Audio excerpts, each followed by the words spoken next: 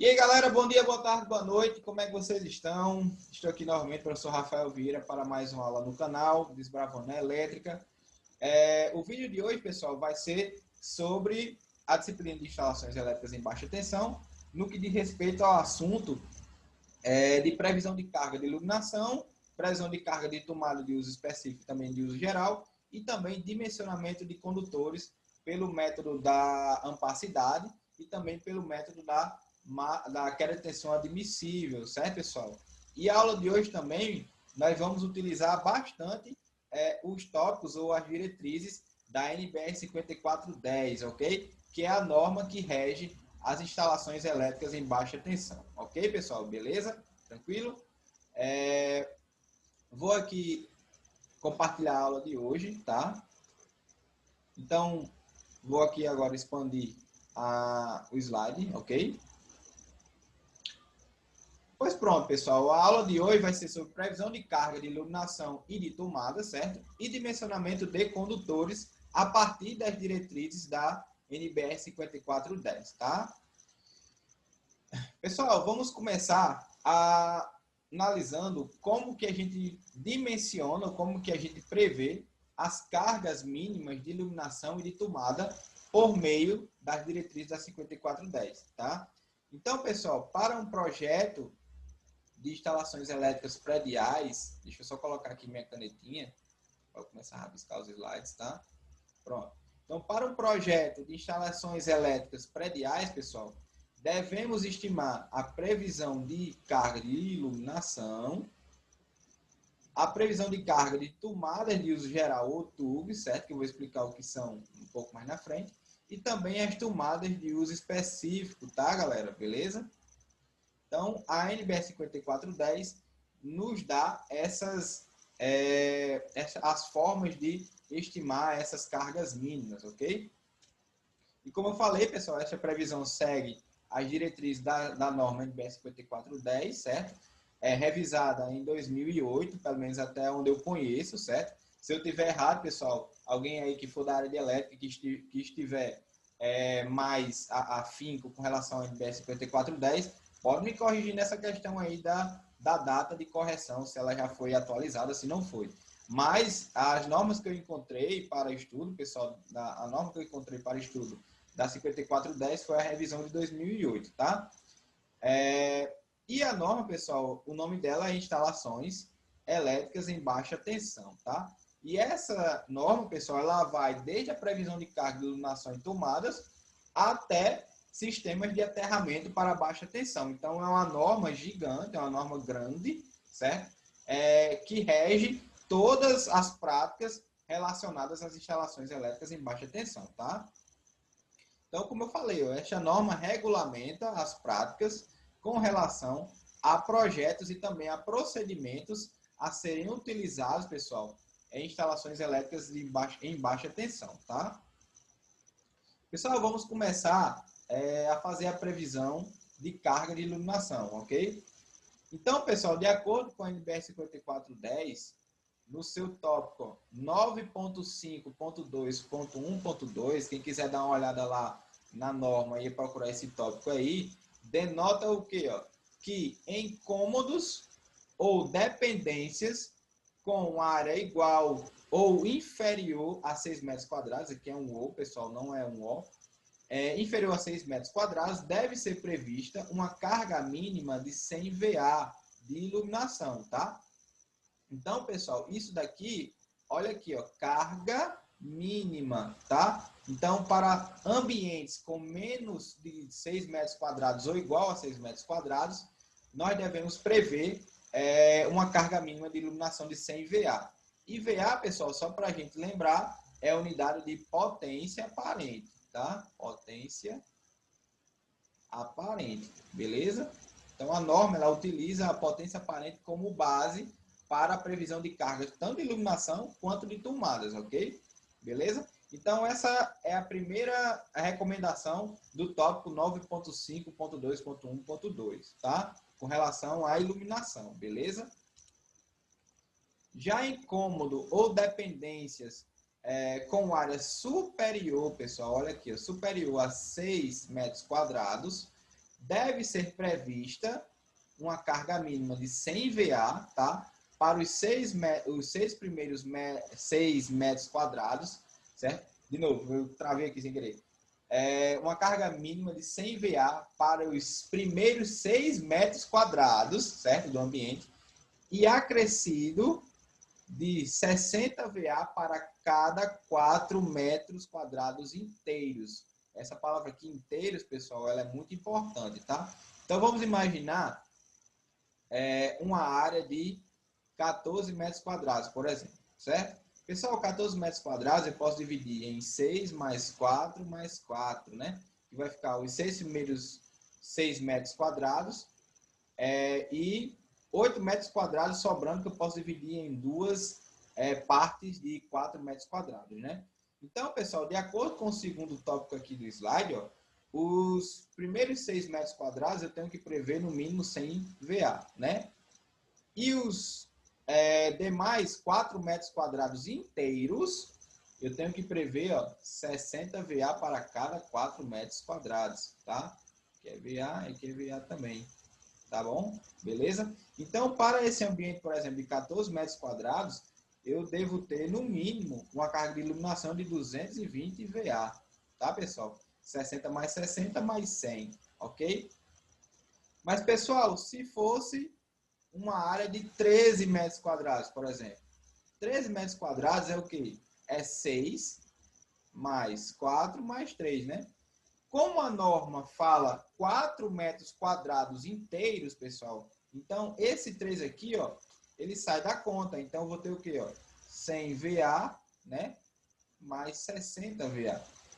Então, no mínimo, eu tenho que ter 160 VA para 13 metros quadrados, por exemplo.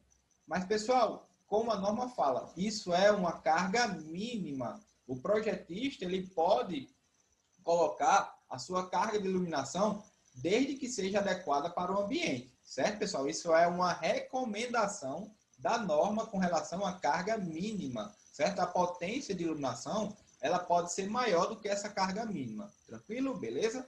Então, essas são as recomendações, certo? Com relação à carga de iluminação pela norma 5410, a NBR 5410, beleza? Tranquilo? E essas recomendações são baseadas na área do cômodo ou do ambiente que está sendo dimensionada ou está sendo prevista a carga de iluminação, tá? Pessoal, mas na mesma norma, pelo tópico 4.2.1.2.2, a NBR 5410 sugere que as cargas de iluminação devem ser previstas de acordo com a NBR 5413. Pessoal, isso daqui, ó, não existe mais, ó. Cuidado com isso aqui, ó. Já vi trabalhos acadêmicos falando que a NBR 5413 é vigente, trabalhos acadêmicos recentes, certo? A NBR 5413, que é a de iluminação de interiores, não é mais válida, certo? A norma válida agora para a iluminação interna ou iluminação de ambientes no seu espaço interno é a norma ISO-CIE 8995-1 de 2013, tá? Então, não confundir, ó. A norma, ela não fala da ISO-CIE 8995-1, certo? Porque a norma foi a última atualização, pelo que eu não sei se ela foi atualizada recentemente.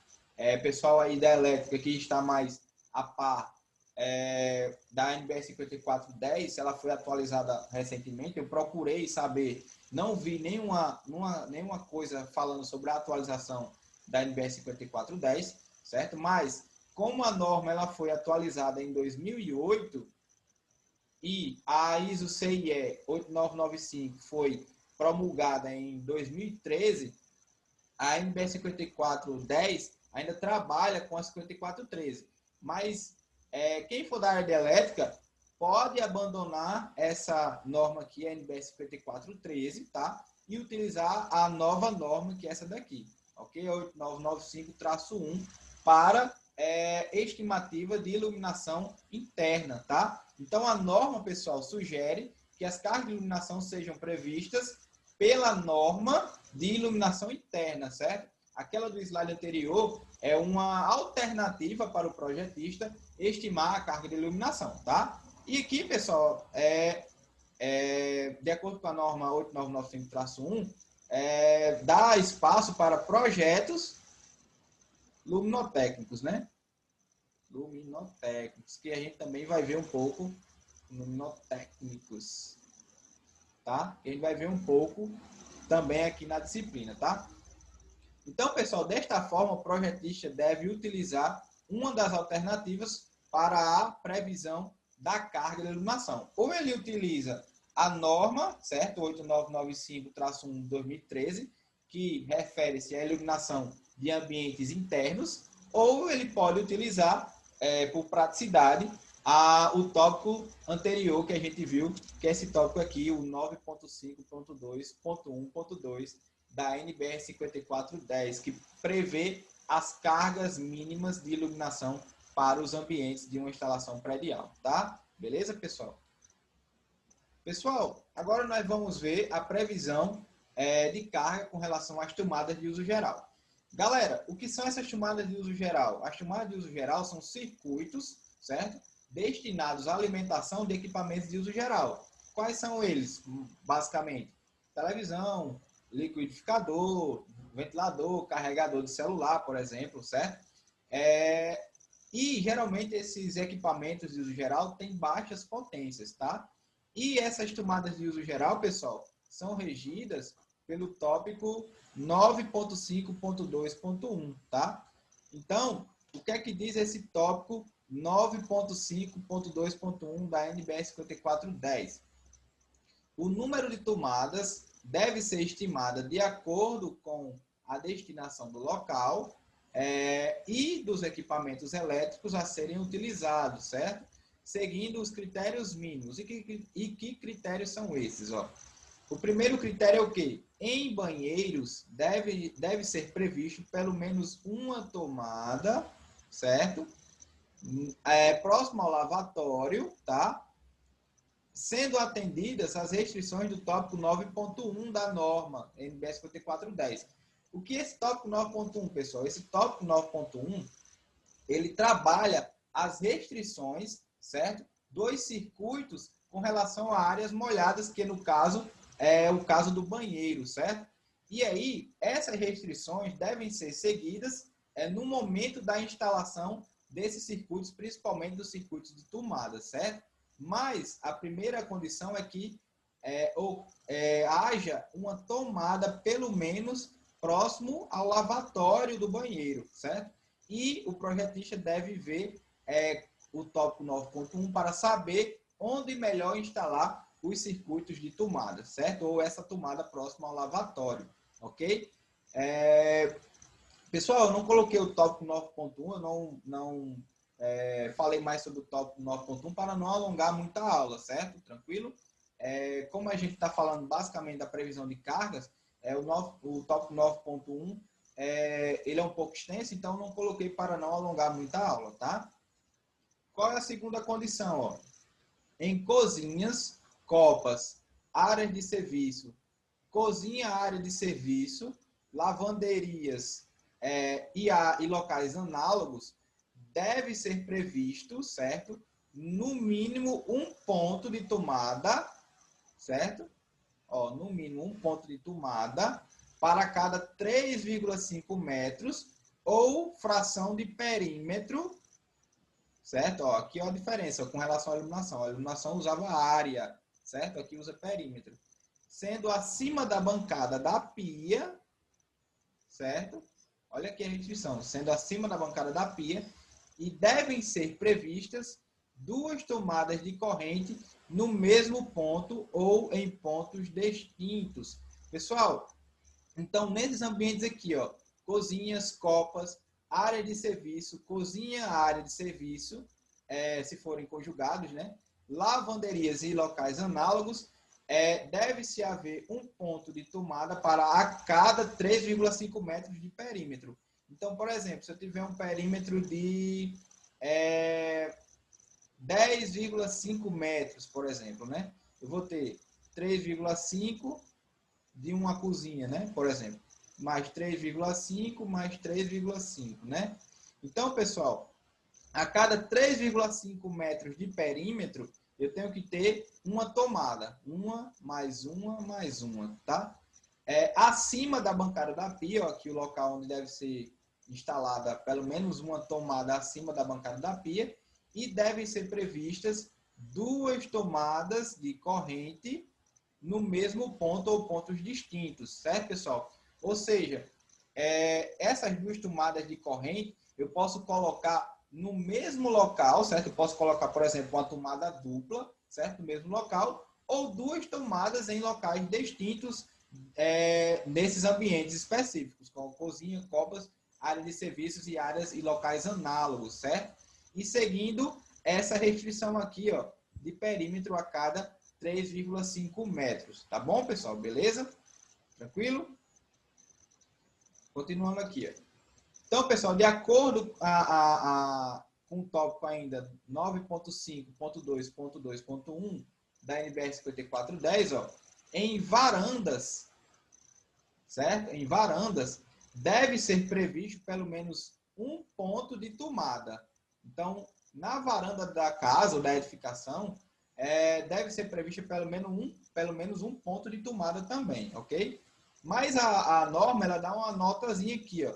A nota é o quê? Admite-se que o ponto de tomada não seja instalado na própria varanda, certo?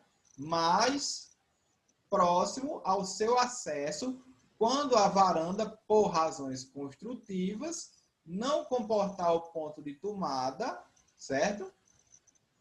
Não comportar o ponto de tomada, quando a sua área for menor, no caso, inferior a 2 metros quadrados, ou ainda a sua profundidade for inferior a 0,8 metros. Tá, pessoal? Então, essa aqui é a nota colocada pela NBR 5410, que a tomada não deve ser instalada na própria varanda quando eu tenho o quê?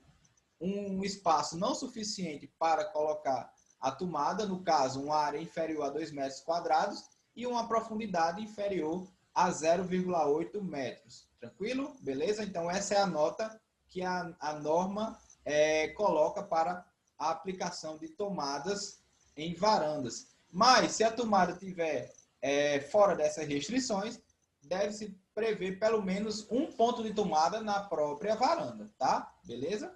Tranquilo? Então, vamos para lá. Vamos continuar. Continuando ainda o tópico 9.5.2.2.1, pessoal. Em salas e dormitórios, devem ser previstos pelo menos um ponto de tomada para cada 5 metros ou fração de perímetro, devendo esses pontos serem espaçados uniformemente quanto possível. Pessoal, lá para as cozinhas, área de serviço, copa cozinha, cozinha, área de serviço e locais análogos, a fração era em torno de 3,5 metros. Quando nós vamos para as salas ou dormitórios, que no caso são os quartos, né, a fração para a divisão das tomadas em termos de perímetro de 5 metros. Então, por exemplo, se eu tivesse 25 metros de perímetro, eu teria o quê? 5 mais 5 mais 5 mais 5 mais 5, né? 5 vezes 5. E a cada 5 metros de perímetro, eu teria que ter uma tomada. Uma, mais uma, mais uma, mais uma e mais uma. No caso aqui, eu teria que ter 5 tomadas para esse local, ou essa sala ou esse dormitório de 25 metros de perímetro, certo? E essas tomadas, elas devem ser colocadas no ambiente espaçadas de modo uniforme, certo? Assim seja possível no desenho, ok? Beleza? No caso, no projeto que está sendo designado ou que está sendo executado, tá? Pessoal, existe também uma nota, o quê? Que particularmente no caso de salas de estar, deve-se atentar para a possibilidade que um ponto de tomada venha a ser usado para a alimentação de mais de um equipamento. Então, deve-se prever que nessas salas de estar, eu vou ter mais de um equipamento que possa ser utilizado nesse ambiente, sendo recomendável equipá-lo, certo? Portanto, com a quantidade de tomadas julgada adequada, certo? Então, por exemplo, se eu tiver estimar que nessa sala de estar eu tenho em torno de 3 equipamentos que podem ser utilizados nesse ambiente, eu devo prever que naquele espaço da sala de estar eu tenho que ter no mínimo 3 tomadas para atender esses 3 equipamentos, certo, pessoal? Então, isso aqui é uma nota bem pertinente com relação a esse tópico aqui das salas e dormitórios, tá? Beleza? Tranquilo?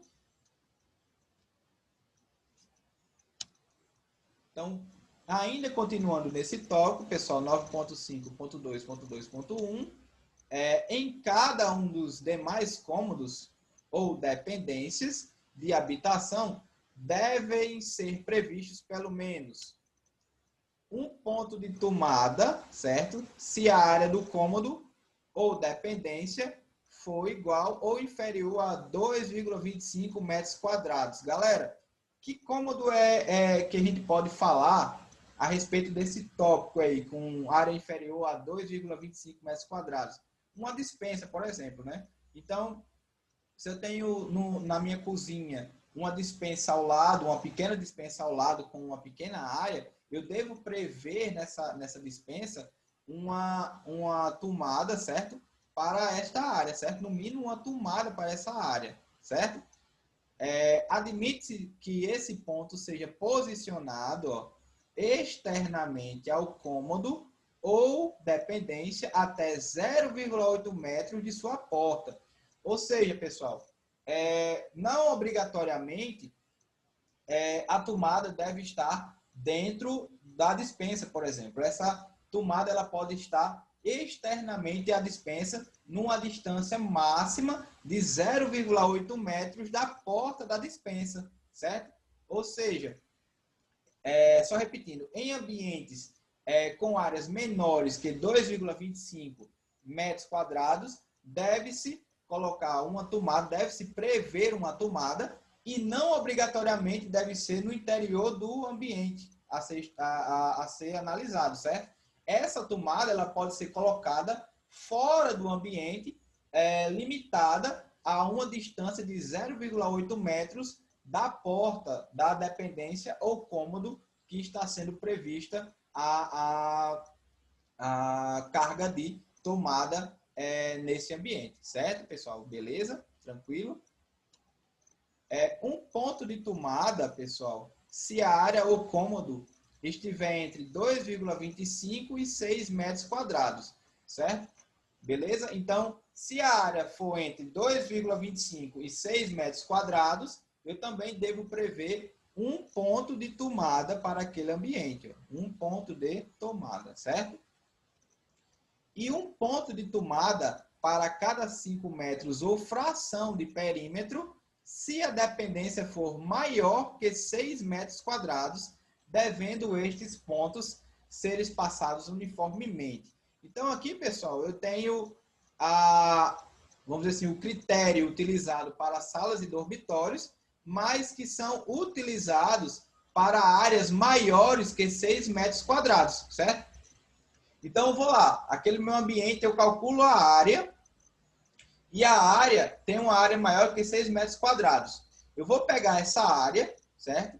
Vou ver em termos de perímetro, vou analisar em termos de perímetro, certo? E em termos de perímetro, a cada 5 metros de perímetro, eu vou ter que prever uma tomada espaçada uniformemente por esse ambiente, certo, pessoal? Beleza? Ok? Um exemplo disso são garagens, né? Geralmente pessoas podem utilizar garagens internas para colocar carros, colocar veículos e colocar outras coisas, né?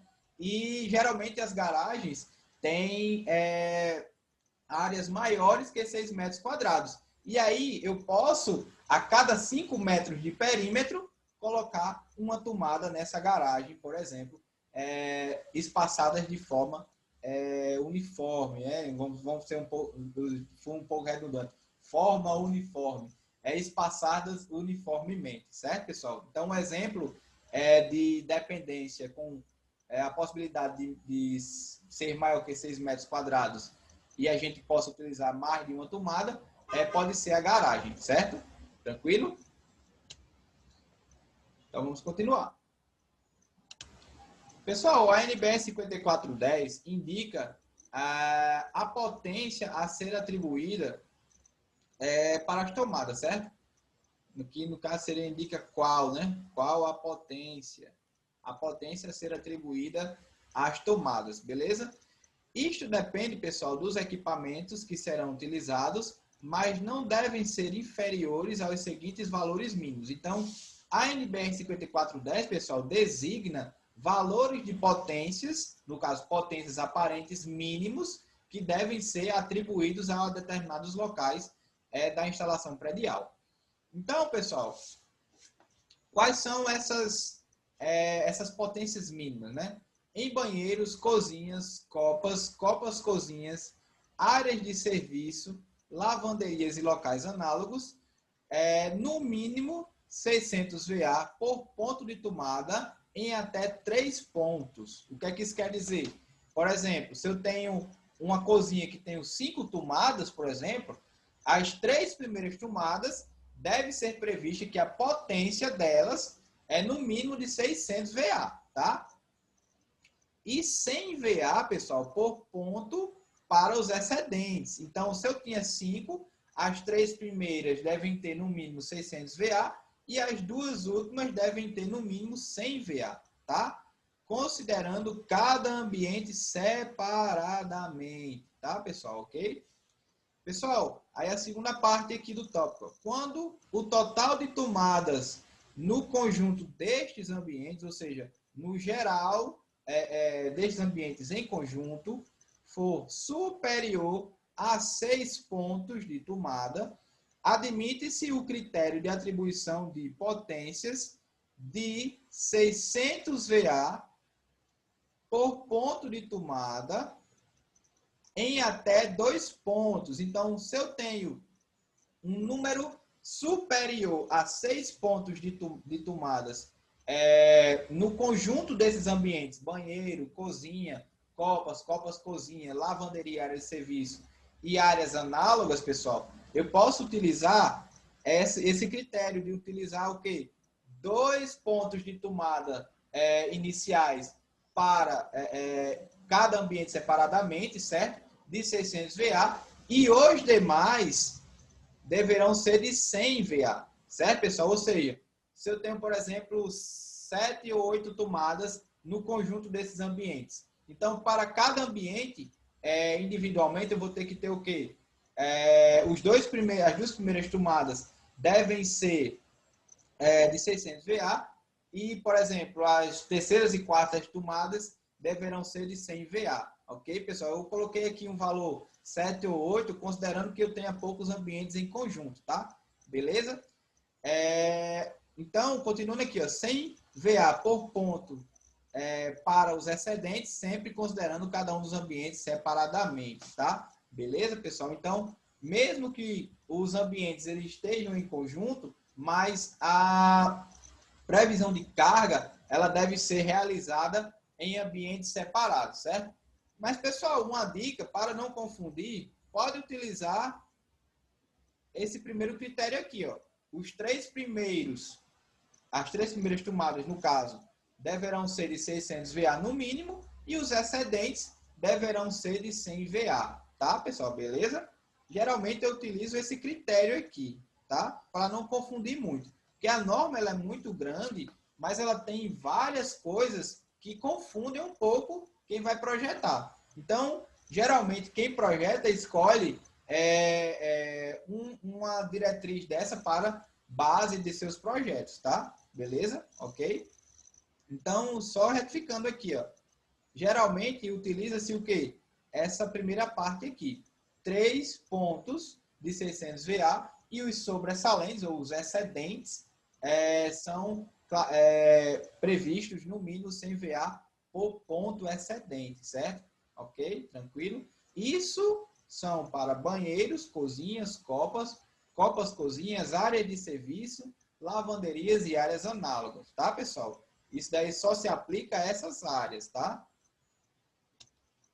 A NBR 5410, pessoal, indica a potência atribuída também para, nos demais cômodos ou dependências, no mínimo 100 VA por ponto, ou seja, sala e quartos, por exemplo, cada tomada que deverá ser instalada nesses ambientes deverá ter no mínimo uma potência de 100 VA, tá? Beleza? Por ponto de tomada, ok?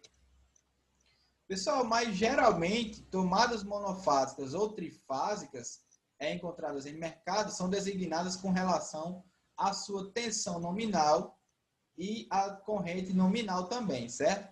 Geralmente, tomadas monofásicas, a gente encontra 220 aqui no Rio Grande do Norte, por exemplo, 220 10 amperes ou 220 volts e 20 amperes.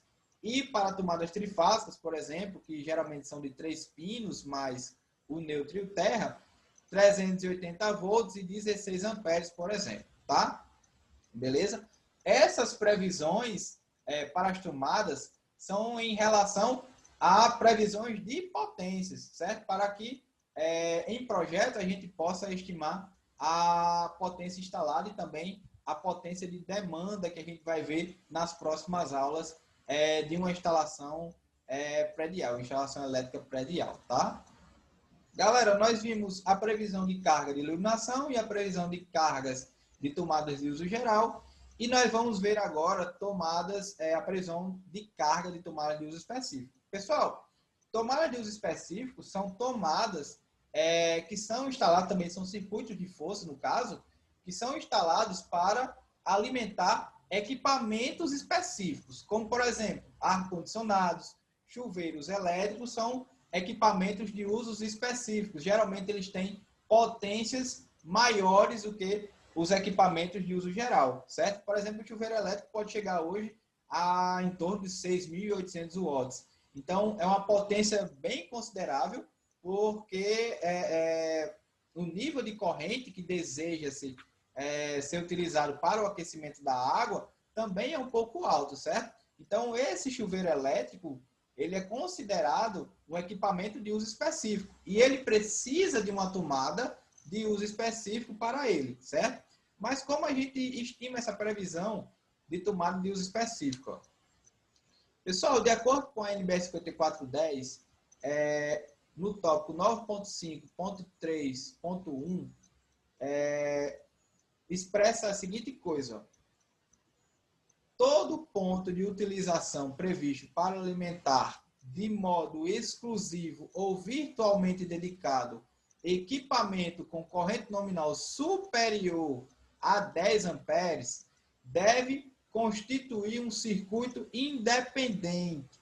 Pessoal, o que é que diz nesse tópico? Que tomadas de uso específico ou circuitos utilizados para equipamentos de uso exclusivo devem ser constituídos de um circuito independente, ou seja, não devem ser misturados nem com tomadas de uso geral, nem com circuito de iluminação, certo?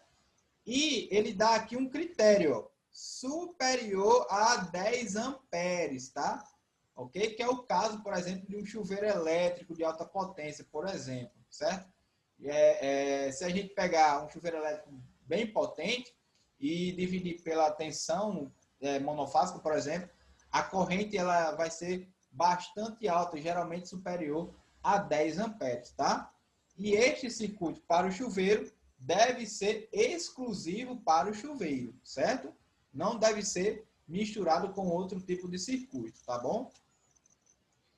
Para CRED 2015, que é o livro do Hélio Credo de instalações elétricas em baixa tensão, aos pontos de tomada de uso específico, pessoal, deverá ser atribuída uma potência igual à potência nominal do equipamento a ser alimentado. Ou seja, nos outros tópicos que a gente viu, a norma dá uma previsão mínima de potência a ser utilizada. Já para as tomadas de uso específico, a potência a ser utilizada será a potência daquele equipamento a ser instalado, certo? Que foi projetado no projeto elétrico, certo? Que foi inserido no projeto elétrico, certo, pessoal? Então, não tem uma definição, por exemplo, de 100 VA, de 600 VA, que a norma dá. Mas a potência dessa tomada deve ser compatível com a potência do equipamento que deverá ser utilizado ou instalado na minha instalação predial, tá? Como, por exemplo, o chuveiro e os ar-condicionados, certo?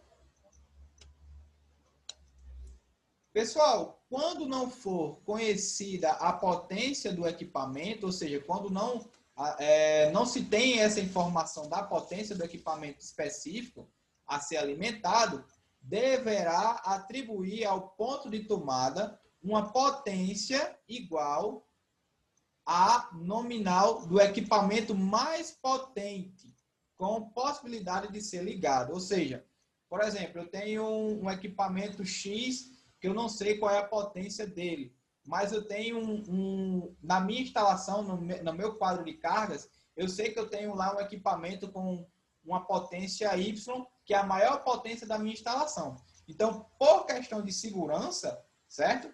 Eu vou colocar uma tomada com a potência relativa ao equipamento Y, que tem a maior potência da minha instalação elétrica, certo? Para tentar garantir que aquele equipamento com a potência desconhecida seja utilizado e não ocorra sobrecarga, certo, pessoal? Beleza? Ou a potência a partir da corrente e da tensão do respectivo circuito. Pessoal, pode ser que a gente não tenha os valores de potência, mas alguns equipamentos nos fornecem o quê? A tensão da rede que ele necessita e a corrente que ele necessita também da rede. E potência, pessoal, a gente sabe que potência é igual a V vezes I, né? E como é em corrente alternada, é igual ao cosseno de θ, que é o fator de potência, né? Então, se eu sei a tensão, a corrente, o fator de potência, eu posso calcular, por exemplo, a potência ativa. Mas se eu sei só a tensão e a corrente, por exemplo, eu vou ter o quê? A minha potência aparente, certo? Beleza? Então, se eu souber as informações de tensão e corrente e também de fator de potência, eu posso estimar qual é a potência ativa ou aparente desse equipamento a ser instalado, desse equipamento, dessa tomada de uso específico a ser instalada para esse equipamento exclusivo, tá? Pessoal, os pontos de tomada de uso específico devem ser instalados no máximo a 1,5 do local previsto para o equipamento, ok? Galera, antigamente utilizavam-se muita tomada para alimentar ar-condicionados, certo? Em loco, né? Muito perto do ar-condicionado, e longe, por exemplo, do quadro, né? Essa distância entre o equipamento, por exemplo, o ar-condicionado e a tomada que irá alimentar o ar-condicionado não deve ser no máximo de 1,5 metros, certo, pessoal? Beleza? Isso é uma recomendação do livro do Hélio Creder, tá bom? Beleza? Que é um livro muito bom sobre instalações elétricas em baixa tensão, ok? Pessoal, agora nós vamos ver a questão da divisão das instalações, tá? Pessoal, a NBR 5410, no seu tópico 9.5.3.2, diz o quê? Ó? Os pontos de tomadas de cozinhas, copas, cozinhas, lavanderias e locais análogos devem ser atendidos por circuitos exclusivamente destinados à alimentação de tomadas. Então, pessoal, nesses ambientes aí, ó, que a norma fala, cozinha, copas, cozinhas, lavanderias e locais análogos, os circuitos de tomadas para cada um desses ambientes devem ser exclusivos para esses ambientes, certo? Ou seja, eu não posso, por exemplo, juntar um circuito de tomada da cozinha com a sala, por exemplo, certo? Eu tenho que deixar os circuitos para a cozinha e para a sala separados no meu quadro, certo? Beleza? De modo a deixar exclusivo o circuito de tomadas para a cozinha, por exemplo. Tá bom, pessoal? Isso é uma recomendação da norma, ok? Em relação ao tópico 4.2.5.5, pessoal, desta mesma norma, no caso da NBR 5410, os circuitos terminais devem ser individualizados pela função dos equipamentos de utilização que alimentarem, certo, pessoal? Ou seja, eles devem ser individualizados com relação aos equipamentos, se eles são de iluminação ou, por exemplo, se eles são de tomadas de uso geral ou tomadas de uso específico, tá? Em particular, pessoal, devem ser previstos circuitos terminais distintos de iluminação e para pontos de tomada. Ou seja, os circuitos de tomada e os circuitos de iluminação, eles não devem ser, em regra, certo? Em regra, não devem ser colocados no mesmo circuito, certo? Eu devo prever um circuito de iluminação, certo? Para cada ambiente e um circuito de tomada para cada ambiente, certo, pessoal? Tranquilo? Beleza? Ok? Mas, pessoal, em locais de habitação, de acordo com o tópico 9.5.3.3, admite-se exceção à regra geral, pessoal, vista no tópico 4.2.5.5, excetuando os indicados no tópico 9.5.3.2, que é o tópico do slide anterior, referente à exclusividade dos circuitos de tomada, certo? De banheiros, cozinhas, copas, cozinhas, lavatórios e locais análogos, certo? É possível, pessoal, nesse caso, unir o circuito de iluminação e o circuito de força ou de tomadas, certo? Quando atendida às seguintes condições, ó. O circuito unido, no caso, né? O circuito de tomada e de iluminação, não deve ter corrente superior a 16 amperes, certo? Segundo ponto, os pontos de iluminação não sejam, aqui falta um M, alimentados em sua totalidade por um só circuito, caso esse seja um circuito comum. Ou seja, na minha instalação, pessoal, eu não posso ter somente um circuito para alimentar toda a minha gama de iluminação, certo? E conjugar isso com um circuito de tomadas, certo? Eu devo estratificar os circuitos de iluminação e numa possibilidade, certo, de unir com os circuitos de tomadas, eu posso realizar essa união, certo? Desde que esse circuito de iluminação ele não seja único para a instalação elétrica toda, tá? Beleza?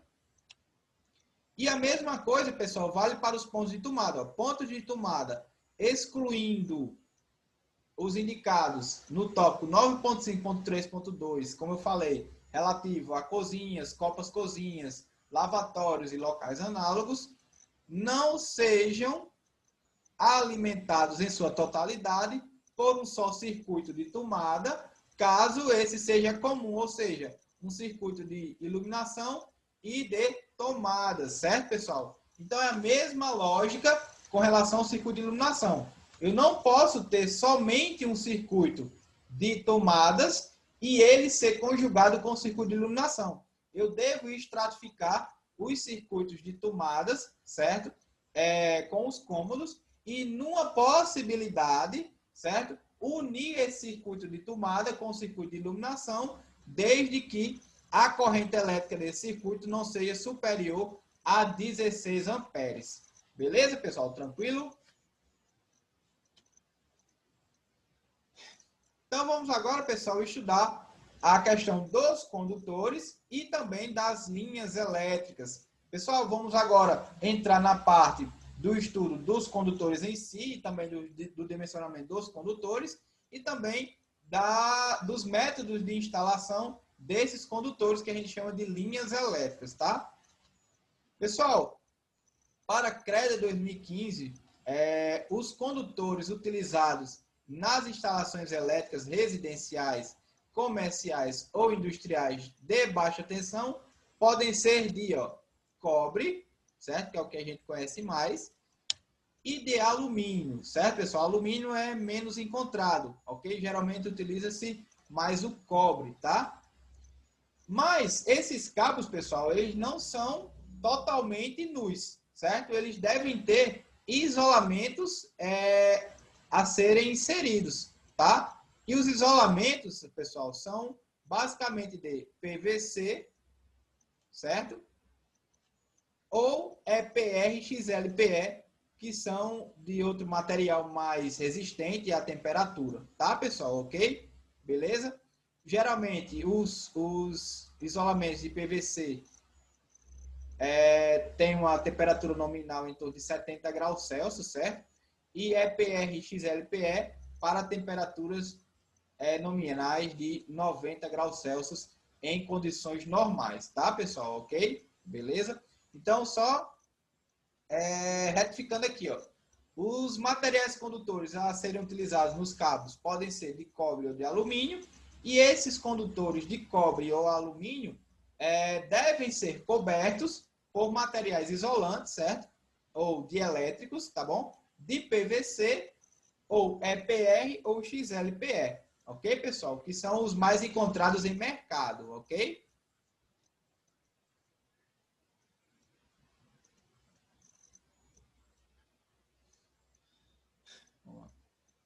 Então, pessoal, partindo agora para o estudo dos condutores das instalações elétricas. Então, eu tenho aqui o exemplo da foto de um condutor de cobre e aqui eu tenho um condutor de alumínio, certo, pessoal? E aqui eu tenho esses condutores de cobre, por exemplo, com as suas respectivas isolações ou isolamentos, certo? Os respectivos isolamentos. Eu tenho aqui um cabo de cobre, certo, pessoal? Com isolação de PVC. A gente vê aqui que ele tem somente uma camadazinha de PVC externa, certo? O HEPR, que é uma melhoria na isolação EPR, certo? Ele tem uma camada mais emborrachada aqui por fora, uma malhazinha por dentro, certo? E um outro dielétrico aqui, mais interno, ok? Beleza? E uma outra borracha aqui, uma outra espécie de borracha próxima ao condutor de cobre. E o XLPE é muito parecido com o EPR ou HEPR. Também apresenta uma isolação com uma característica mais emborrachada e várias camadas internas que cobrem o condutor de cobre, tá? Ok? Então vamos lá. Pessoal, antes da tomada de decisão de como abastecer os pontos de energia, deve-se escolher o modo de instalação desses condutores. Como assim, pessoal? Quando nós estamos estudando a parte de projetos, né? No caso, a gente já está vendo o início aqui de projetos, né? Para determinar como devemos alimentar os circuitos, nós devemos também determinar como esses circuitos deverão ser passados pela instalação predial. Se vai ser, por exemplo, por eletrodutos de PVC, se serão por eletrodutos metálicos, se serão por bandejas metálicas perfuradas, se serão por eletrodutos embutidos na parede, se serão por eletrodutos aparentes, certo, pessoal? Então, esse modo de instalar irá influenciar também nas questões de projeto, principalmente nas questões de projeto com relação ao dimensionamento de condutores, tá bom? A NBR 5410, pessoal, designa vários métodos de instalação como referência para os condutores elétricos vistos na tabela 33 da referida norma, ok? Tal tabela, pessoal, mostra um esquema ilustrativo, a descrição desse esquema e o método de referência, que ele vai ser importante quando a gente for dimensionar o condutor lá na frente, tá, pessoal? Beleza? Pessoal, aqui é a imagem retirada da norma, certo? No que diz respeito à tabela 33, que fala sobre o tipo de linhas elétricas que podem ser usadas, certo? Pessoal, vou pegar aqui a primeira referência aqui, ó. Método de instalação número 1. Aí ele dá aqui um esquema ilustrativo, certo? Como eu falei no slide anterior. E ele dá a descrição desse esquema ilustrativo, ó. Condutores isolados ou cabos unipolares em eletroduto de seção circular embutido em parede termicamente isolante. E dá um método de referência que ele chamou aqui de A1. Pessoal, isso daqui vai ser importante quando a gente estiver vendo lá na frente a questão do dimensionamento de condutores, tá? Porque a gente, para dimensionar os condutores, nós devemos saber qual tipo de linha elétrica ou qual método de referência escolhido para aqueles cabos, tá? Beleza? Vou achar aqui um pouquinho mais para frente, pessoal. A gente está aqui na câmera, ok? Então, pessoal, essa é a tabela 33, uma parte dela, certo? É uma tabela, eu acho que, se não me engano, são 4 páginas, ou são 5 páginas com métodos de instalações diferentes. Ó.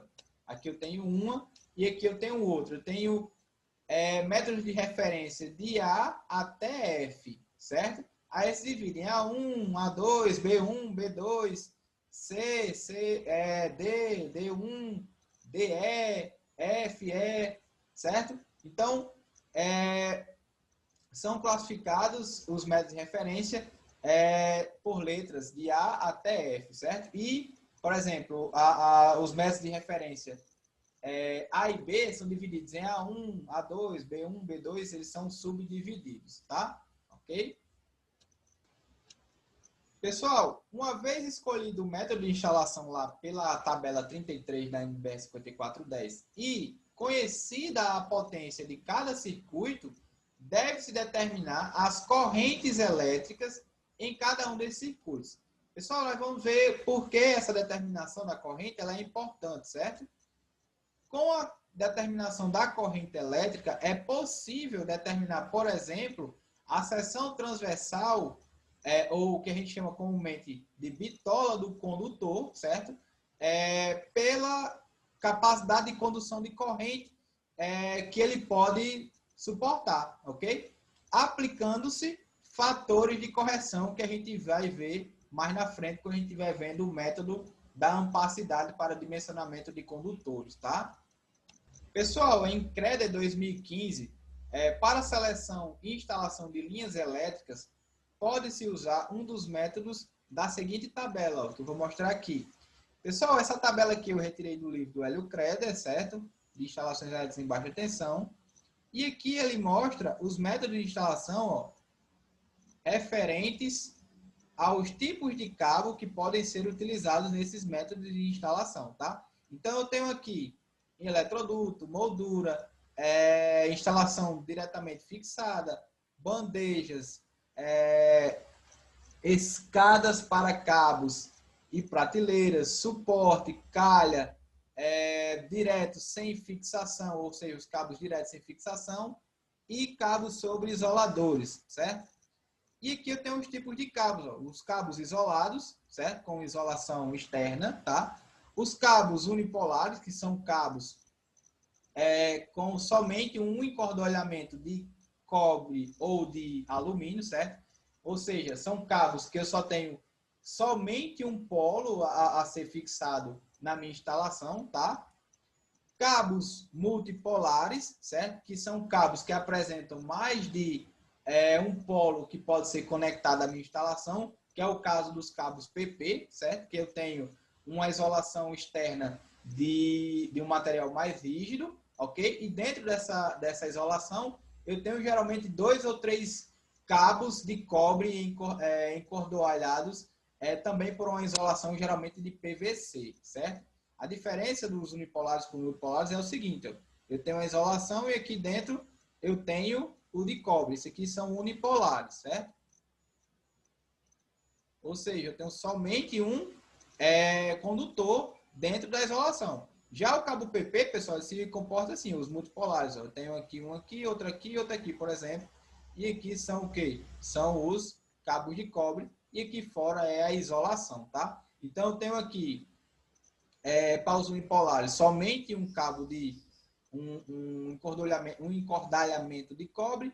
E aqui para os cabos multipolares eu tenho mais de um encordalhamento de cobre, certo? Ou de alumínio, tá bom? E esses encordalhamentos também são protegidos geralmente por uma isolação de PVC, tá? Cabos multiplexados, tá? E condutores nus. Esses cabos multiplexados são utilizados geralmente em redes de baixa tensão, certo, pessoal? Em postes. E os condutores nus são utilizados em redes de alta tensão. E aí o Hélio Creder aqui, ó, faz uma classificação de quais condutores podem ser usados de acordo com o método da instalação. Ele definiu aqui, ó, que o positivo é permitido, o negativo não é permitido e o zero não é aplicável ou não usado, certo? Então, os cabos isolados podem ser utilizados em eletroduto, podem ser utilizados em moldura e podem ser utilizados em calha e também sobre isoladores, tá? Os cabos unipolares podem ser utilizados em eletrodutos, em molduras, diretamente fixados, em bandejas, escadas e prateleiras, suporte, calhas e diretamente sem fixação e também sobre isoladores. Os cabos multipolares, ó, em eletrodutos, não são aplicáveis em molduras, mas são aplicáveis diretamente fixados. Podem ser utilizados também em bandejas, escadas e prateleiras, suporte, calha, podem ser colocados diretos sem fixação e não tem uma aplicação com o sistema de isoladores. Cabos multiplexados são utilizados basicamente em fixação direta ou em isoladores, certo? E os cabos nus, podem ser de cobre ou de alumínio, geralmente são utilizados em sistemas com isoladores, certo, pessoal? Ok? Então, essa daí é uma classificação retirada do livro do Hélio Creder, que é bem explicativa, relacionando os cabos a serem utilizados e os métodos de instalação também a serem utilizados, certo?